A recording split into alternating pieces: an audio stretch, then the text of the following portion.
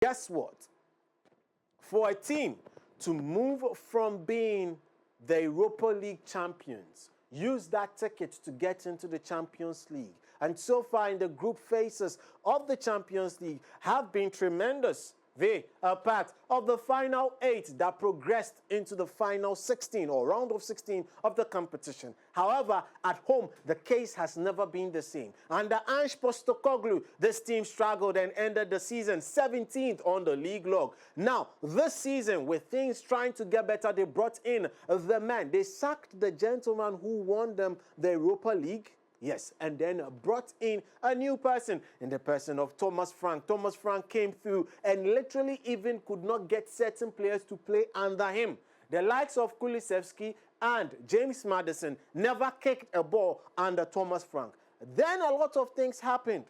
They are still languishing in that part of the league, but then again doing so well in Europe. They then went on to bring in this fine gentleman, Igor Tudor. So Igor Tudor is a gentleman who is known as the escape artist when it comes to coaching. Yes, when I talk about the escape artist, I'm talking about the coach who would get you out of dire situations. He is the coaching Houdini. Whatever shackles have been put on a team, he's the one who is able to unlock them.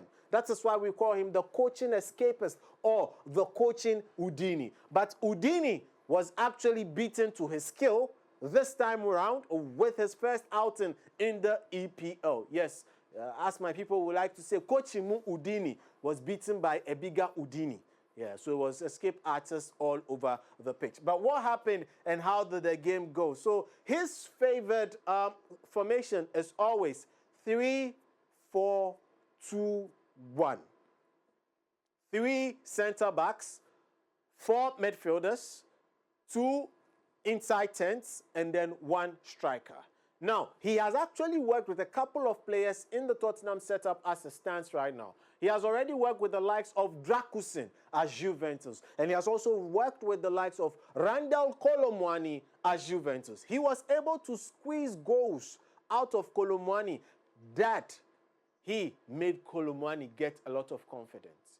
Now, he comes to meet them here, and with such a formation, what then happens? A lot then happens. So without the ball, this particular 3-4-2-1 then sets to become a 5-back situation, and then you also then have 3 midfielders and 2 attackers. So initially, the press was supposed to start from the likes of Kolomwani and Xavi Simons, but with the ball, Kolomwani shifts up, Gallagher comes this way, and then you've got Archie Gray moving forward, and also Jet Spence moving here to make it a 4-man midfield. Without the ball, you've simply got the gentleman, yes, Jet Spence on the side. You've got Van de Ven, you've got Drakusin, you've got Paulinho, and then you've got Archie Gray. So this was the setup without the ball for Tottenham Hotspur. But did it work? It started beautifully,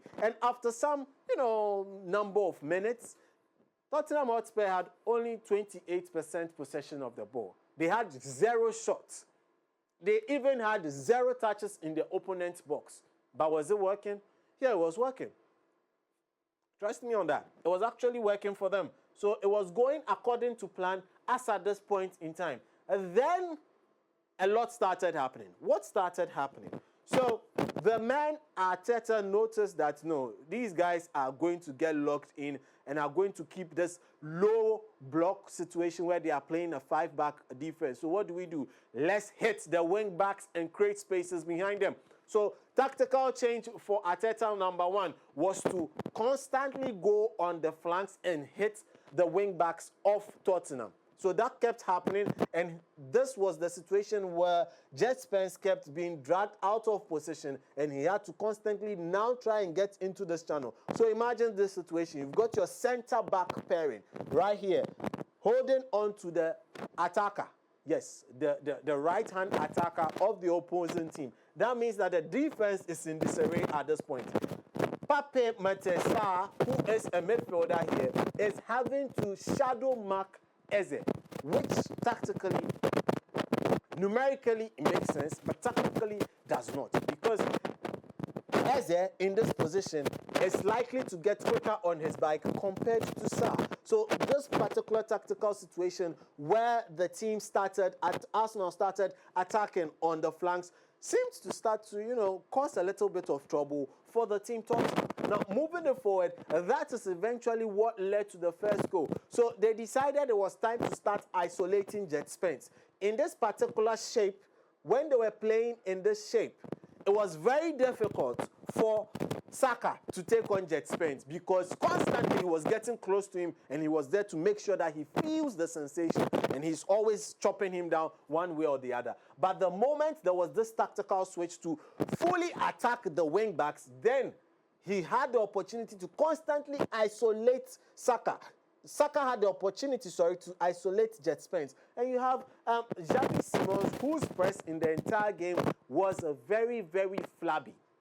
He was not pressing enough, and this was constantly allowing the likes of Timber to hover around and do as they please. So constantly, it felt as though it was a 2-on-1 situation with Jet Spence. This was eventually one of the sequences that led to the goal. There was a run on into this part of the pitch by Saka, and then he caught it back, and he was able to actually get it to Eze to get the goal, to make headway in the game and get them the first goal. So then things moved on, and then there was a mistake in the back line of Arsenal. Kolomani picking the pocket of Declan Rice, going onto his right foot, unleashing a shot and getting a parity for Tottenham Hotspur. We were back to square one. However, there was more to be done. So what were some of the other things that started happening? So Arsenal wanted to create space. Arsenal wanted to create space and then cause havoc. So how did they do that? Already, they've started hitting the wing backs. Now, next phase was the middle part of the pitch was cluttered.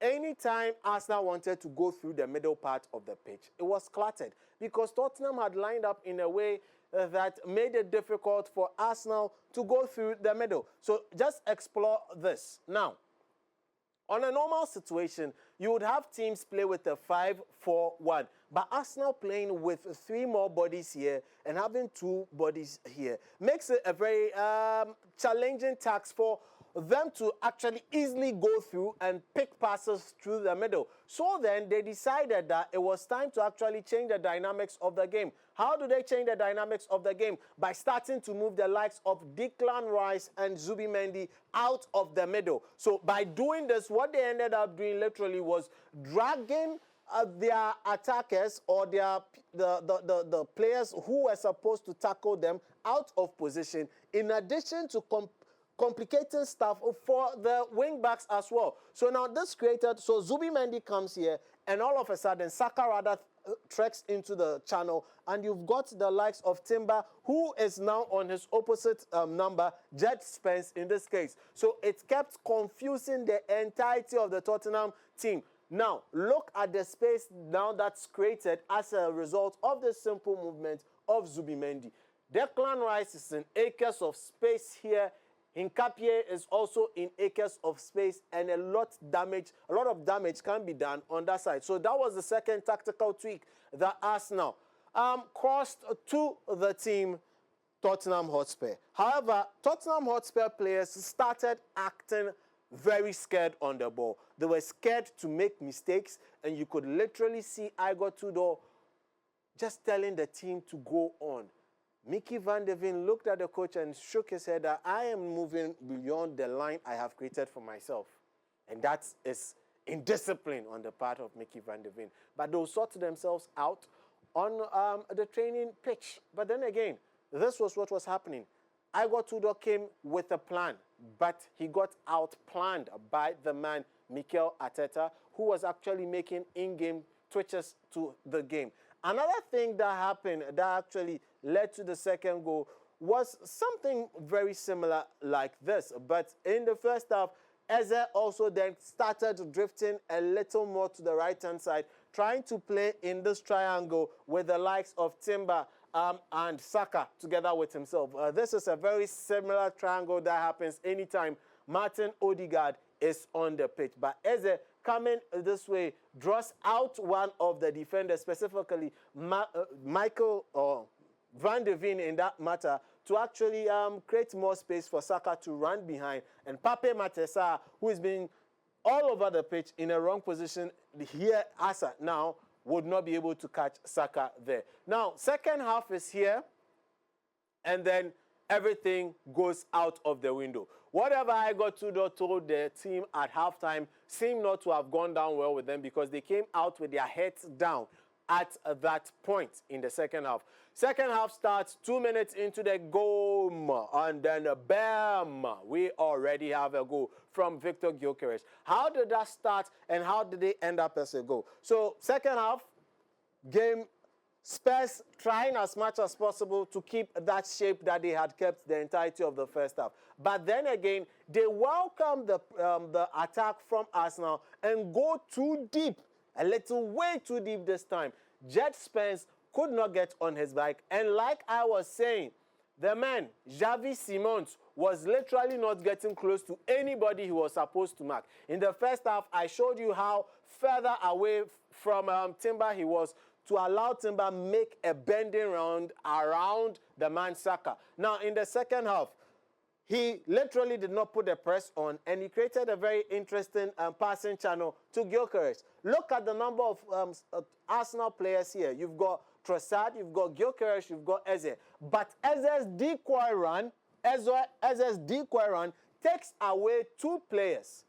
That is Paulinho and Drakusin.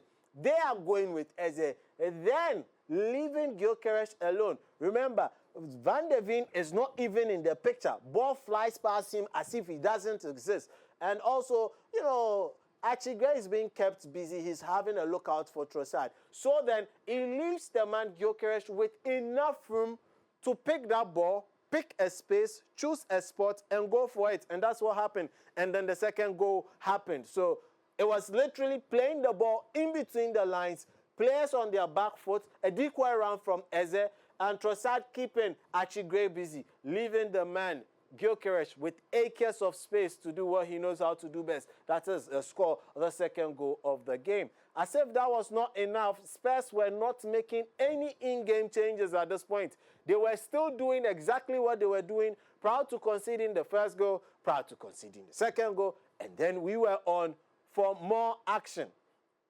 Now, in getting more action, what I spoke of earlier about the center mid just drawing everybody apart and creating more spaces became a little more evident. So aside that, you had the laterals of Arsenal really bumping forward this time and going extremely deep.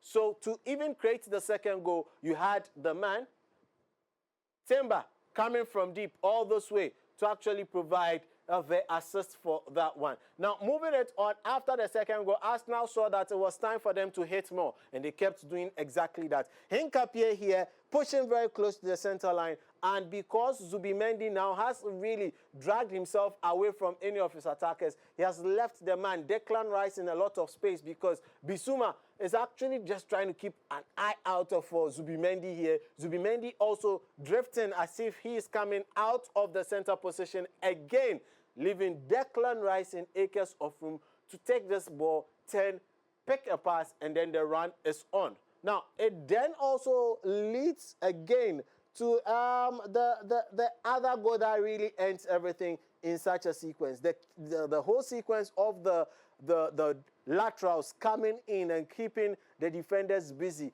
kept on going even after the third goal. Now, after the third goal, see Hinkapie coming into the channel, keeps the defenders and actually every Tottenham player very busy because they don't know who to pick up. Everybody is being dragged out of position. For the third goal, we know Drakusin literally just headed the ball into the path of an Arsenal player, and then the Arsenal player finished the ball gloriously. But then after that, they could not stop the Arsenal attacks, incessant attacks, back to back, and it kept going. So now, you have a situation where they have more defensive bodies, but could not defend. More defensive bodies could not defend.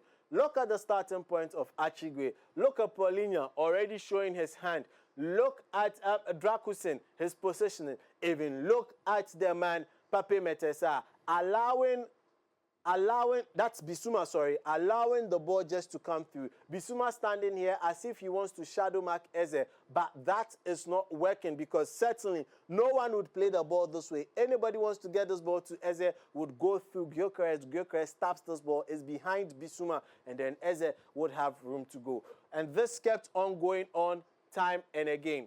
And that is how the man, Arteta, was able to get 1, 2, 3, 4 goals against the team Tottenham Hotspur. It was a pure disaster class from Igor Tudor and his team. He believes that his team can do well, but currently they're staring relegation in the face.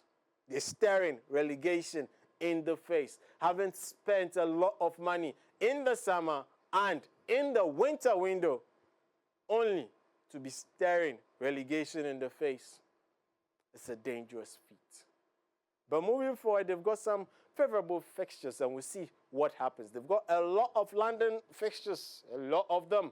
But we'll see what happens after that. So that was how Arsenal and Arteta made sure that Igor Tudor had a disaster class on his EPL debut.